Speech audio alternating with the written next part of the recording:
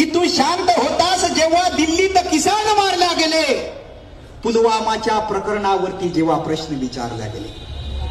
तू शांत होतास जेव्हा दिल्लीत किसान मारल्या गेले, पुलवामाच्या प्रकरणावरती जेव्हा प्रश्न विचारल्या गेले. तू दंगलीशिवाय कधीच मित्रा रस्त्यावर आला नाही. तू धर्मासाठी जगला पण कधी देशाचा झाला नाही. अरे महापुरुष बदनाम होत होते आणि तू शांत बसला होता. तू साधा निषेधही करण्यासाठी कुठेच दिसला नव्हता.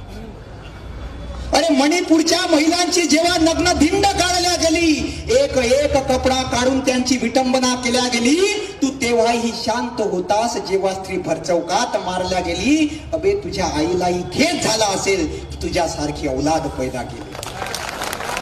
ज्याने या देशाचे राष्ट्रगीत आणि तिरंग्याचा अपमान केला, ज्याने राष्ट्रगीत नाकारले आणि तिरंग्याचा अपमान केला, तेव्हाही तू त्या विकृताचा सन्मान केला.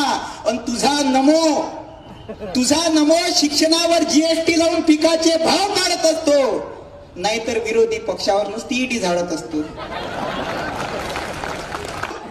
तुझा नमो शिक्षणावर जीएसटी लावून पिकाचे भाव काढत असतो, नाहीतर विरोधी पक्षावर नुसती ईडी झाडत असतो.